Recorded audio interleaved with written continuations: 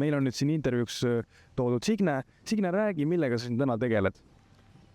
Mina viin lastel läbi takistusrada, kus nad peavad siis läbima sellise rajalõigu ühelt poolt ja teiselt poolt torbikuid ja neil on oma valida siis, kas nad teevad seda ratastoolis, teevad nad seda käies, joostes, oma raamiga või kuidas nendel oma soovist on. Aga kas siin on mingi aja peale või lihtsalt saad proovida? See ei ole aja peale, sest et vahendid on neil erinevad, millega keegi proovib. Võimekus on ka erinev, aga täpsus on kõigil üks, nii et proovime läbida rada niimoodi, et torbikuid paigast ära ei aja. Ja kuidas seni noortel on läinud? Lapsed on väga tublid olnud, nad jälgivad seda, püüavad aru saada, kui ratastooliga sõidavad, et mis pidi ja kui palju tuleb just keerata, et torbikule otsa ei keera, aga samas, et mitte ka väga palju aegu kaotada, kuigi me aega ei võta, aga ikkagi väike selline võistlusmoment on sees.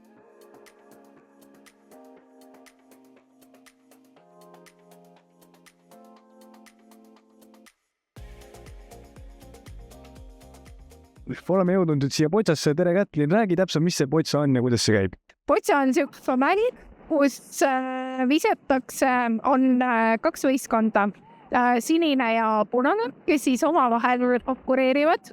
Kõige esimesena visatakse valge pall ehk siis jack, mille järgi siis hakkavad punane ja sinine kordamööda viskama. Mida lähemale sa valgele pallile ehk siis jackile saad, siis seda varem. Ja võidab see, kes siis on valgele pallile lähemalt. Kas need on rasked pallid? Ei ole. No, ütleme, seal on pallide erinevusi, ehk siis sa saad selles mängus taktikat kasutada. On kõvemaid palle, on natuke pehmemaid palle. Kui nüüd erivajadusega noor, kellel võib-olla käed ei tööta, kas tal on mingi teine abivahend, millega ta saab seda mängida? Meil on selline rinn, mida sa saad nii-öelda lükata.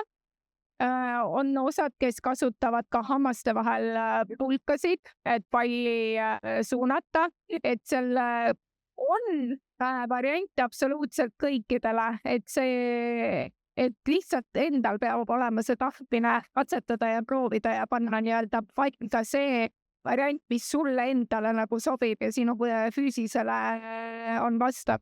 Miks üks noor peaks tulema Potsa trenni? Juba see, et sa oled oma nii-öelda sellisest mugavussoonist väljas, et kodus on alati hea ja tore olla, ka juba sotsialiseerumine, teistega suhtlemine. See paneb natukene oma ajutööle sellega, kuidas nii-öelda seda Potsad taktikaliselt mängida, et see ei ole lihtsalt see, et saame kokku loobime palli, et see on natukene igast asjast midagi ja nagu öeldakse, et igasugune spordi tegemine on tegelikult vaimsele tervisele väga hea.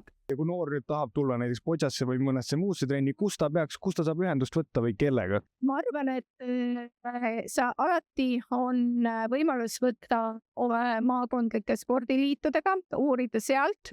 Või siis võtta ühendust Eesti Paralümpiakomiteega, et alati ka meie saame suunata ja et teinekord on võib-olla meil nii-öelda parem kontaktide võimalus ja saame siis vaadata, kuidas minna.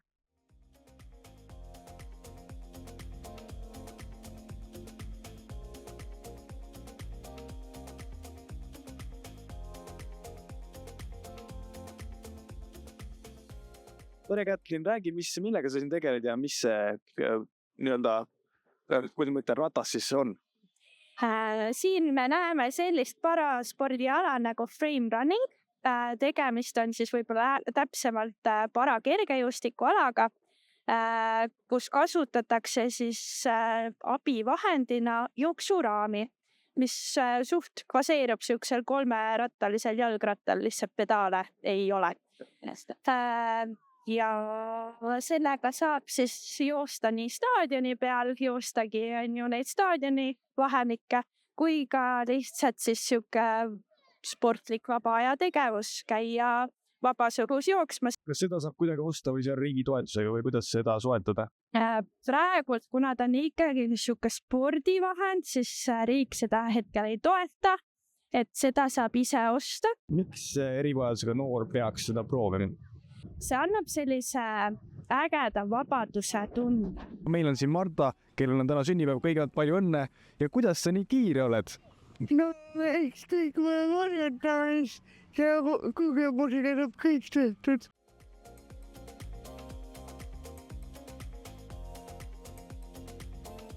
Oleme kinni püüdnud Kaia, siis korraldaja. Kaia, räägi, kuidas on päev möödunud ja kust tuli mõte seda üritust korraldada? Päev möödus üsna põnevalt, et kõik said proovida erinevaid paraspordialasid ja me seadistasime sellega niimoodi üles, et erineva siis liikumispiiranguga või erineva võimekusega lapsed saaksid vähemalt midagi sellist proovida, mis neil hästi välja tuleb. Ja kust see mõte välja tuli või kust see mõte hakkas idanema, oli see, et HNRK siis füsioterapeutidel oli ammu juba idee, et nemad tahaks mingit spordipäeva korraldada.